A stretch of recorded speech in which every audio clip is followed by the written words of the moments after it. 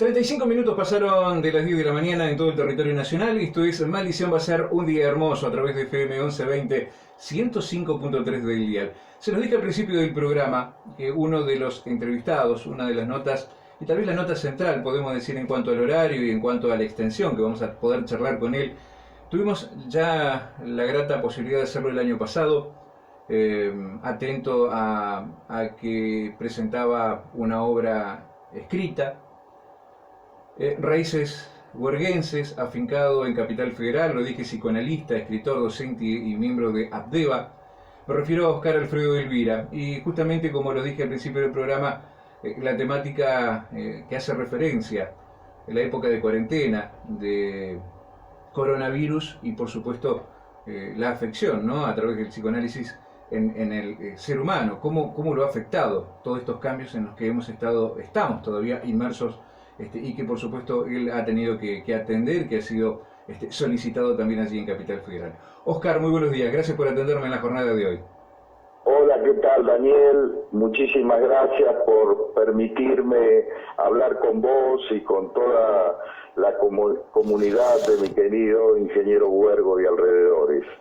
Bueno, no, al contrario, agradecerte el tiempo que nos vas a dispensar para charlar algo que tal vez aquí en esta parte de la Patagonia es poco habitual abordar y que tiene que ver justamente, ¿no?, la afectación que ha producido esta situación tan general y particularmente en nuestro país, tal vez uno de los países asignados con el mayor nivel de días de cuarentena a nivel mundial, cómo ha afectado en la psiquis o en la conducta del argentino en base a tu experiencia como clínico. Bueno, esta pandemia que es inédita, y como voy a citar a un filósofo, Alain Badiou, que escribió El ser y el acontecimiento, dice que frente a algo nuevo que es anormal, que no es normal, en el humano surgen dos situaciones. Una, la sensación de vacío, y la otra puede ser el acontecimiento. La sensación de vacío es que nos vamos a caer en un espacio que desconocemos, que es de última la muerte. El otro tema es que es el acontecimiento, lo que estamos haciendo con vos ahora de alguna forma, es decir, poder hablar de lo que esta pandemia trae en la humanidad. Y lo que yo observo en mi clínica, pero también en mi vida personal, familiar, con amigos, institucionales, es que se nos ha movido la tierra, es decir, la tierra madre, todo nuestro ser, porque tenemos miedo a la muerte y a su vez también hemos perdido la omnipotencia que a veces tenemos los humanos, de creer que todo lo dominamos y que todo podemos manejar. Y entonces algo que es invisible, un virus que es invisible, nos ha propuesto que pensemos toda esta situación que trae y que tiene que ver con las sensaciones que un bebé cuando nace tiene, que es de vida y de muerte. Es decir, que esto nos lleva a regresiones profundas en nuestra mente. Por ejemplo, hace poco, hablando con familiares en La Pampa, con mi mujer le decíamos a una tía que contaba que se reunían con familiares y amigos, entonces le decíamos, pero no tomen mate, no compartan el mate. Y ella decía, no, pero si aquí todos nos conocemos. Es decir, que esta fantasía que tenemos y que queremos seguir manteniendo, que todo es igual y no es igual. Todo este año 2020 marca la humanidad. Nunca existió una pandemia así. Es a nivel global. Exacto. Oscar, te escuchaba y planteabas el miedo a la muerte, ¿no? Algo tan presente tal vez en la cultura occidental que otras culturas lo tienen más asimilado o tal vez lo enfrentan de otra manera lo que les permite transitar por la vida tal vez con otro devenir, por decirlo de alguna manera. También se da, y lo charlaba vos sabés, Oscar, en el principio del programa con el director del hospital de aquí de Ingeniero Huergo, en donde se estaba dando una situación particular. Están sufriendo violencia verbal quienes están desde el área administrativa realizando la atención telefónica al vecino de la localidad, y justamente iba a haber una reunión a partir de las 10 de la mañana para encontrarle algún tipo de solución ante esta situación que están viviendo quienes trabajan allí en este sector del hospital. Digo, ¿qué elementos tan fuertes, ¿no? Muerte y violencia aparejados ante una misma situación. Claro, muerte tiene que ver, como lo dijo Freud en el año 20, cuando él hace un giro en su forma de pensar la vida, que él había pensado en la pulsión de autoconservación, y entonces va a hablar de dos pulsiones, de algo que viene en el límite entre lo corporal y lo mental, que es la pulsión de vida y la pulsión de muerte. Por ejemplo, el director del hospital se encuentra con esto. Nosotros nos encontramos permanentemente con esto también en nuestros consultorios, en las instituciones. La gente que habla así y que se enoja mucho debe tener muchas razones, pero una de ellas es el temor a la muerte. El hospital es el símbolo de la madre que va a cuidar a sus hijos, y sobre todo cuando está en peligro la vida, y entonces el hospital se convierte rápidamente en el epicentro de todas las proyecciones, de todos los temores y sobre todo a la muerte que existe. Entonces, ustedes, igual que nosotros acá en Capital Federal, estamos sufriendo los embates del COVID-19. Y bueno, y entonces es de esperar esas situaciones tan violentas. Lo que pienso es que hay que entrenar. Si ustedes decirle al director del hospital, nosotros nos ofrecemos de la Asociación Psicoanalítica de Buenos Aires, ABDEVA, estamos preparados en el Centro Lieberman, yo soy el director del Centro Lieberman, que es nuestra parte asistencial, para atender a los administrativos, lo que sea, y darles cómo poder pensar esto. Es decir, que el bebé cuando nace y está asustado, a veces le muerde el pezón a la madre. Sí. Entonces, esto es tan regresivo que las personas que llaman porque están asustados o están con pánico, y entonces muerden el pezón porque necesitan ser escuchados y contenidos. Entonces, los agentes de la salud, como es el hospital, necesitan que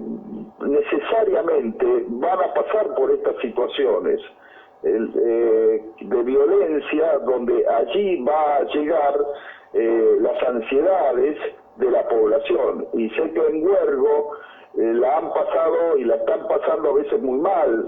Ayer hablaba también con un amigo en Villa Regina, sus vecinos, con COVID-19. Es decir, que estamos todos atravesados por esa situación. Oscar, cuando atendés a ciudadanos, a vecinos, ¿cuál es el síntoma más recurrente que muestran al momento de acudir a la consulta? ¿Y cuál es la necesidad que además dispara esta dolencia, por decirlo de alguna manera? Bueno, como te relata el director del hospital, yo tengo pacientes que son médicos y trabajan en cirugía, por ejemplo, y entonces las ansiedades que le despierta en su vida cotidiana, familiar, es muy grande, porque surge el temor a la muerte, pero a su vez ellos tienen que estar ahí en el quirófano, parecen encapsulados para poder operar o traer niños a la vida, y tienen ansiedades muy profundas que se manifiestan en el cuerpo de ellos, en pensamientos, en temores, en sueños catastróficos, aparece el temor a perder el trabajo, todos sus ingresos, pero en el fondo de todo esto es lo que te decía iniciáticamente, estamos con mucho temor y lo que aparece son sensaciones muy primitivas del hombre, ya cuando está dentro del seno materno, cuando en la vida fetal ya ese bebé siente lo que pasa con su madre, con sus emociones, las registra, por supuesto que no nos acordamos conscientemente, pero tenemos toda esa experiencia porque lo vemos nosotros en la clínica, y luego con el nacimiento, es decir, que un adulto, si no va a insultar al médico, pero sí puede ser un adulto que en un momento se desintegre y necesite hablar y enojarse, y bueno, y tiene que ser contenido y escuchado. Oscar, otro tema ligado a esto, digo, normalmente ante un hecho, ante una situación límite, ¿no? Los humanos tenemos un nivel de respuesta que hasta nos sorprendemos a nosotros mismos o a quienes están a nuestro alrededor, de la manera que podemos reaccionar. Ante esta pulsión muerte, ante esta negatividad que se genera a través de lo que estamos viviendo, ¿qué, respecto a la vida, digo, genera la necesidad de perpetuarse a través de la procreación o todo lo contrario? ¿Para qué traer vida al mundo si al final está todo mal? No está todo mal. Es decir, que claro, se centró nuestro diálogo en la pulsión de muerte y todo esto, pero también está la pulsión de vida. Yo pienso que este diálogo que estamos teniendo, y como vos lo anunciaste, es que estamos creyendo en la vida, sentimos la vida y valoramos la vida sobre la muerte. Es decir que, a mi entender, la vida le gana a la muerte, pero es una lucha cotidiana que tenemos los humanos. Por ejemplo, vos contás que con seres cercanos a vos hay momentos que son muy difíciles, muy complejos. Bueno, ¿por qué? Porque surgen todas estas emociones, pero si de última alguien te manifiesta su enojo, es porque sabe que vos sos un continente, o que podés ser un continente, y que podés escucharlo, y que te va a decir, o escucharla, y que te va a decir la verdad con mayúscula. Es decir, que tienen miedo, todos tenemos miedo, la humanidad tiene miedo. Los psicoanalistas pensábamos los otros días en el simposio de Abdeva, que fue online por primera vez, es un momento histórico y fue maravilloso cómo nos comunicamos con gente de España, de Argentina, había gente de Latinoamérica, pero lo que permite este momento es que todos nos está pasando lo mismo. Es decir, que si antes había un momento asimétrico entre el analista y el paciente, ahora lo que observamos es que tanto el paciente como el analista estamos atravesados por esta situación. Claro, nosotros tenemos que ayudarlo a metabolizar toda esta situación de angustia. Pero bueno, pienso que la vida le gana a la muerte, aunque tengamos muchos seres queridos que han caído y que conocemos, somos más los que estamos sobreviviendo. Pero lo que sí creo es que esto, cuando vos decís, por ejemplo, la cuarentena más larga del mundo, yo no lo sé si es la Argentina. Yo sí, en mi casa tenemos la cuarentena más larga del mundo. Los otros días uno de mis hijos, Julián, decía que debemos ser el 5% de la población. Estamos en casa, los 5, y casi no salimos. Y bueno, y así estamos pensando y enfrentando esta situación que tenemos que cuidarnos. La única forma de cuidarnos es no buscar al COVID-19. El COVID-19 nosotros no lo vemos. Es como dijo Saint-Exupéry en El Principito, lo esencial es invisible a los ojos. Y ahora lo no esencial es el COVID, que es invisible a los ojos. Es decir, que lo que vemos con los ojos no alcanza, es limitado. Tenemos que ver con el oído, tenemos que pensar en esto. Oscar, te pido por favor un minuto en línea, tengo que ir con 2 spots publicitarios y regresamos. El próximo tema que me gustaría abordar es, bueno, hablamos de la muerte, hablamos de la violencia, hablamos de la vida, pero también de algo que es permanente y latente, digo, ¿no? La pérdida de las seguridades y cómo juega el miedo en el papel en todo esto, ¿te parece? Dale, me gusta también escucharte, dale. La casa de Caina, plantas para interior y exterior,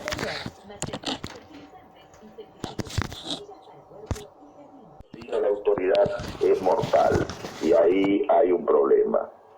Justamente, ¿no? Porque a eso apuntaba. Cuando, bueno, desoímos todo tipo de advertencia y se genera a lo mejor una situación, de no conducción de la bronca o de la impotencia mezclada con esa bronca también, digo, y que puede terminar en un peor remedio que la misma y propia enfermedad. Yo pienso que cada autoridad que el pueblo elige, por algo lo elige. Es decir, el pueblo cuando elige una autoridad, que puede ser la figura del padre, por algo la elige. Ahora el tema es que el pueblo después se termina dando cuenta si el padre cumple con lo que dice o no cumple con lo que dice.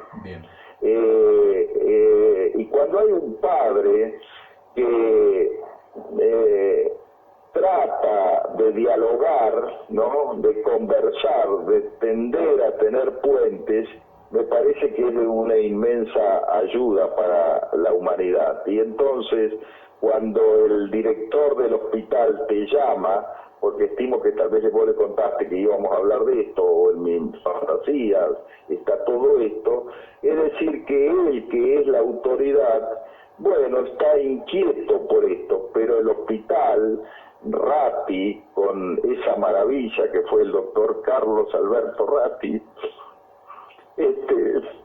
lleva adelante el cuidado de la vida. Me emociona. Ya lo creo, ¿no? De los recuerdos de tu tiempo aquí en Ingeniero Huergo, el contacto justamente con el ya desaparecido doctor Carlos Ratti en aquellos tiempos, y bueno, por supuesto es entendible, ¿no?, que esto te traiga a tiempos ya pasados y que bueno, deben estar más que presentes tanto en tu memoria como en la de muchísima gente, ¿no? Están todo el tiempo presentes. Ratti, por ejemplo, yo lo cuento en mi libro sobre Huergo, sí. Había muerto mi abuelo paterno, don Francisco Elvira, que venía de una tribu de vascos en el norte de España. Se juntó y se casó con una mujer de una tribu aborigen, muy probablemente de Santiago del Estero. Bueno, había muerto ese abuelo y yo tenía un dolor en el corazón, pero no lo podía simbolizar como estoy hablando con vos, sino que me dolía el corazón. Y mi madre dice, bueno, ya lo llamo al doctor Ratti. Apareció el doctor Ratti y a mí el dolor del corazón se me fue. Es decir, que lo que tenía es que estaba duelando a ese abuelo tan querido, que me hablaba de esnea, y esnea es leche, y el abuelo era leche buena más que leche mala. Mirá vos, qué relato de un momento de tu vida, digo, ¿no? Cómo lo visualizás ya pasado tanto tiempo. Oscar, ya para ir finalizando, bueno, me hablabas acerca de un simposio que tuvieron y bueno, coincidente con un aniversario del fallecimiento justamente del padre del psicoanálisis, ¿no? Como es Sigmund Freud. Claro. Freud siempre está ahí, el padre del psicoanálisis, ¿no? Pero yo yo creo que ya vamos por los bisnietos del psicoanálisis, y bueno, estamos permanentemente reformulando sus ideas y dialogando con él, ¿no?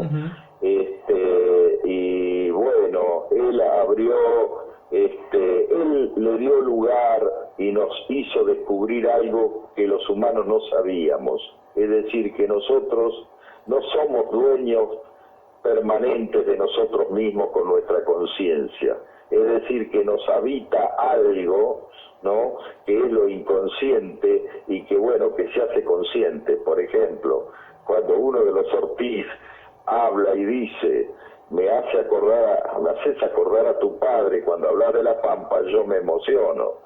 ¿Por qué? Porque aflora desde mi inconsciente, analizado lo suficiente, la imagen de mi padre, ¿no? Y todo eso se revive permanentemente. Freud fue central en esto. Quien llama al hospital porque está enojada o enojado es porque le sale desde lo interno el terror a la muerte, lo inconsciente. Si pudiéramos hablar con esa persona que está tan enojada, seguramente que tiene en su mente una situación traumática muy compleja. Bien, perfecto. Oscar,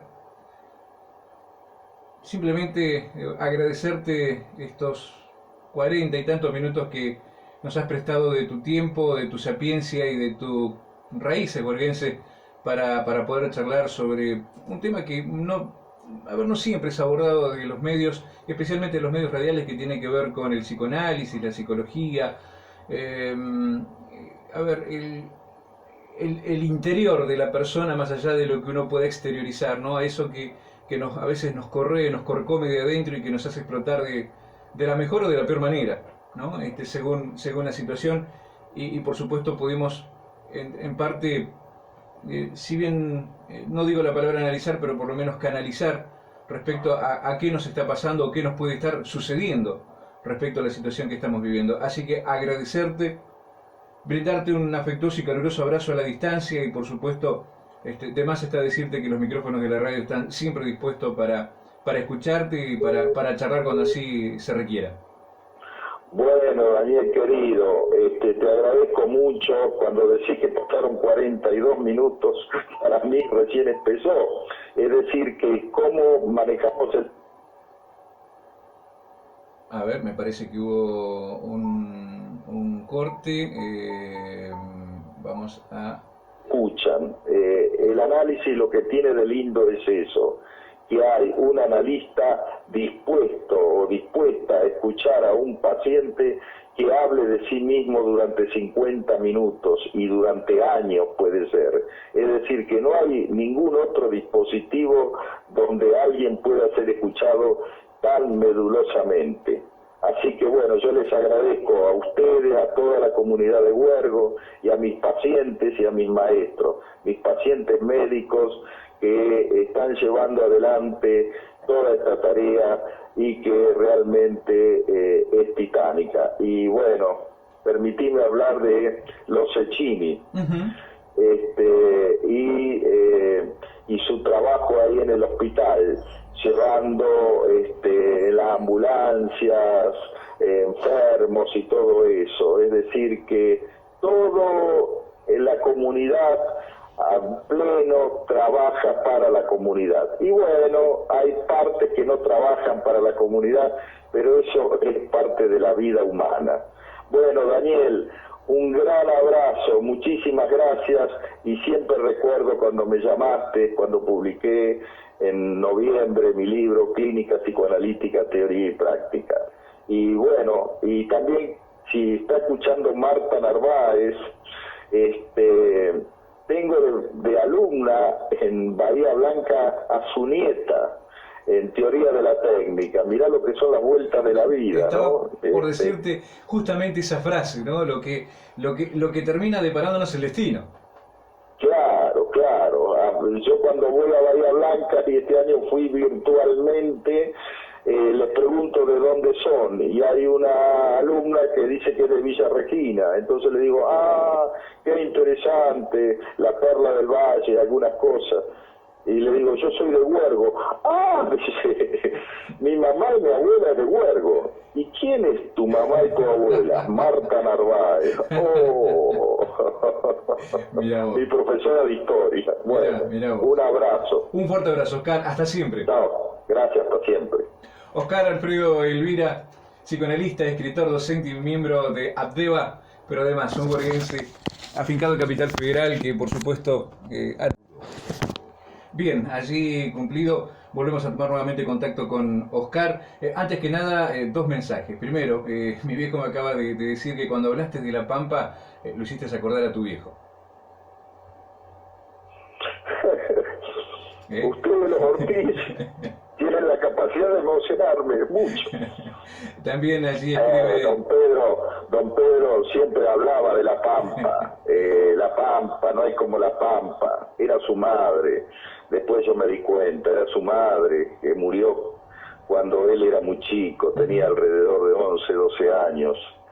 Y tal vez mi vida errante junto a él y toda la familia tuvo que ver con eso también, ¿no? Con esa búsqueda que él tenía de crecer, y si creció el viejo.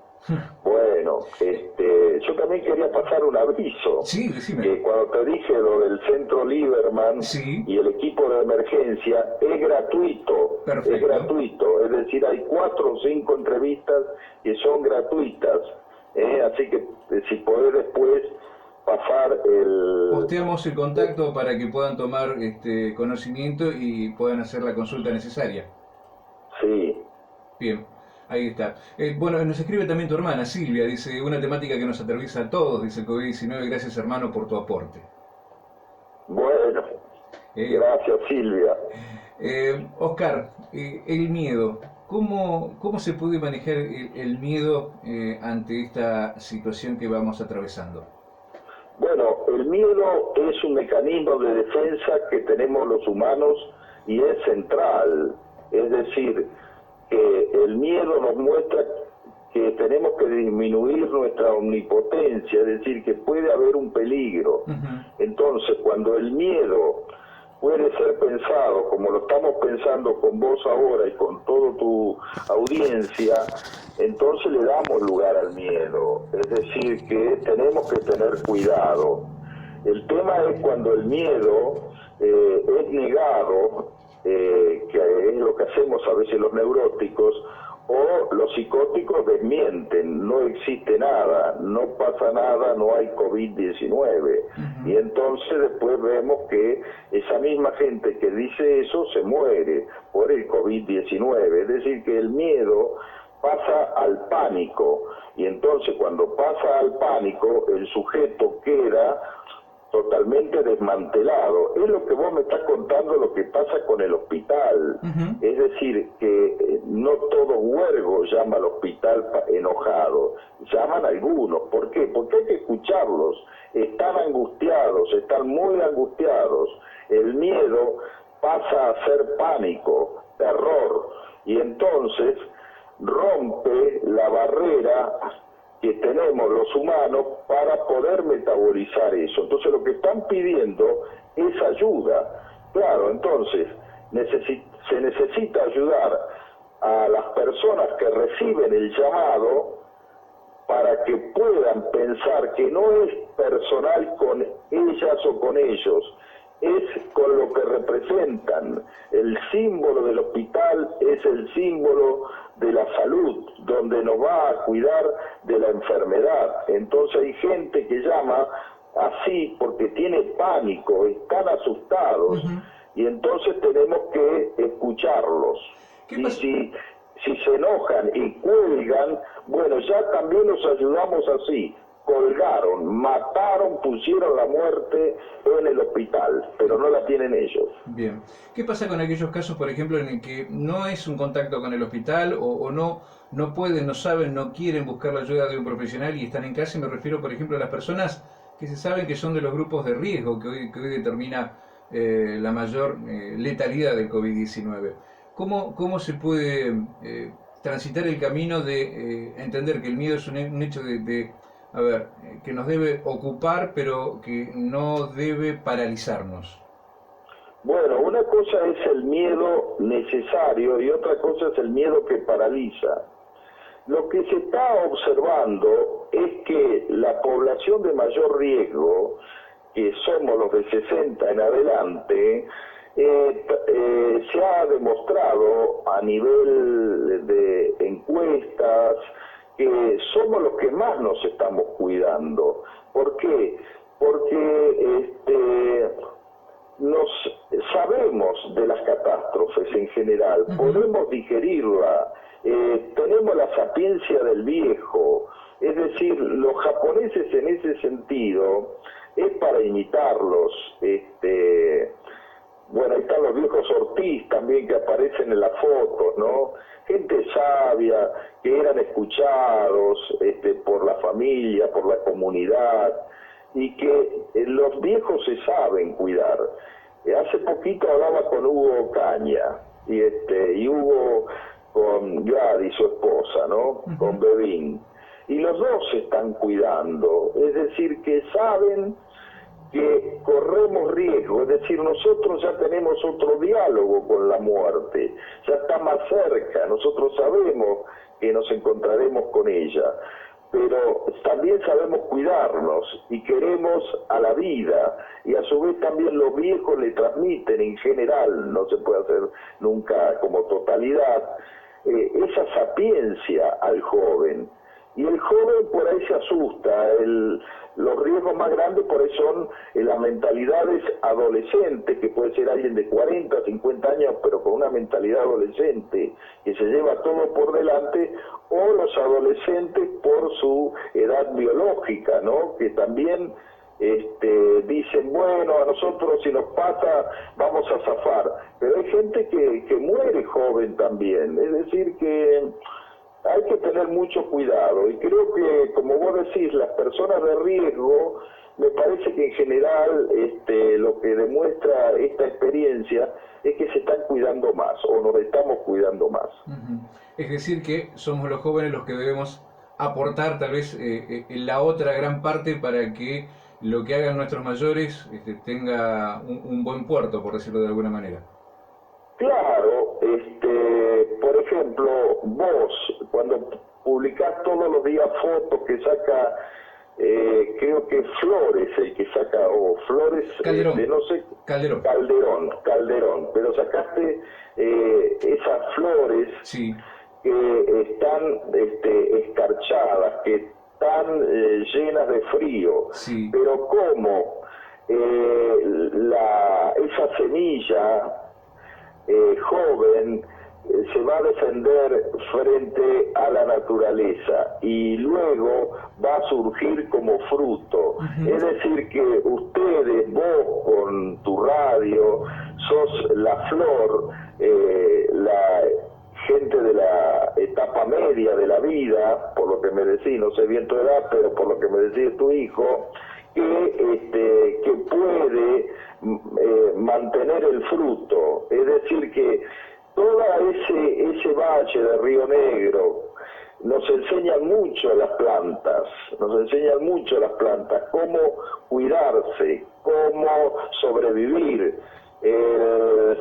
Me aparece en ese territorio tan querido para mí de Huergo, que es la zona del ferrocarril. sí. ¿Cómo es que se llaman las plantas que tienen esos espinillos, que es muy chiquitita, que nace entre la sal? ¿El alpataco? No, el alpataco es grande. El chiquitito, que nace, que es muy bajito, que tiene espinas muy agudas, bueno, no me acuerdo del nombre. Bueno, cómo han sobrevivido a catástrofes sobre la Tierra. Ese salitre que hay ahí en la zona de la estación es los restos oceánicos de cuando todavía no existía la cordillera de los Andes.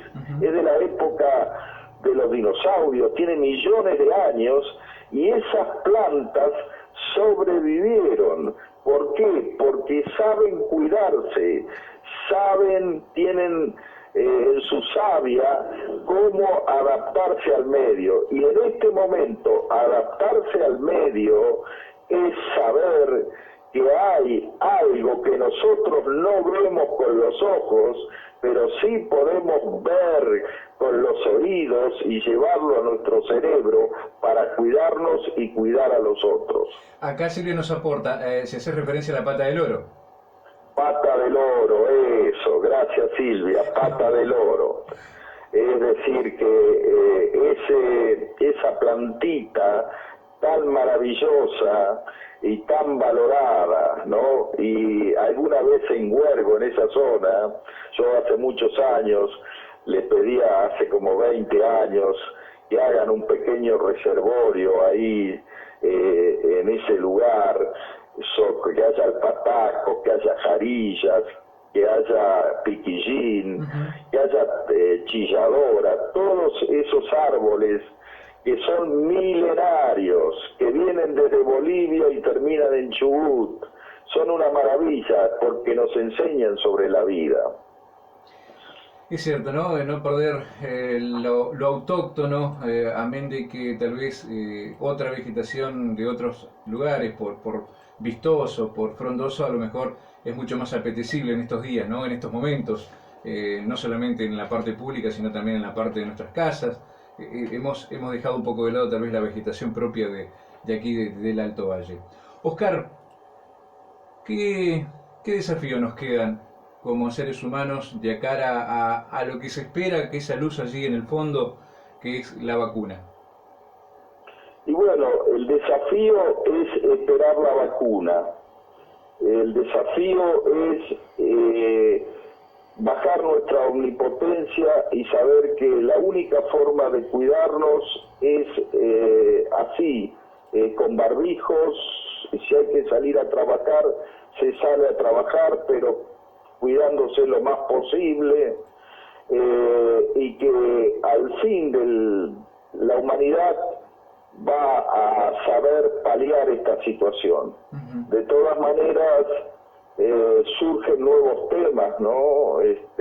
Con el COVID-19, es decir, el odio en la humanidad, la pulsión de muerte en la humanidad, es decir, de eso va a depender de nuestros líderes a nivel mundial, ¿no? Si nos van a llevar a preservar la vida o a destruirnos. Hubo un momento en los 60 y 70, sobre todo en los 60 del pasado siglo, que se hablaba de la guerra atómica.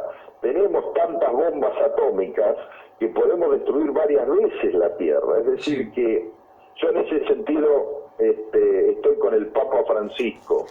Hay que tratar de tender a construir puentes, es decir, de humanidad, y la humanidad tiene una parte destructiva, pero tiene un reservorio que es la vida, como hablamos, y entonces en ese reservorio con la vida tenemos que ganarle a la destructividad, pero es una lucha cotidiana que tenemos. Este diálogo que estamos teniendo con vos, Daniel, bueno, es pro la vida, es decir, que sabemos de nuestros temores, de nuestras falencias, pero es pro vida, es decir, que tenemos que cuidarnos. La única forma de cuidarnos es en este momento saber que hay un ser vivo que no lo vemos y que nos puede matar. Oscar, lo último, tiene que ver con algo que se viene, creo que dando, y es parte de la conducta social que se está vislumbrando, que es la desobediencia a la autoridad.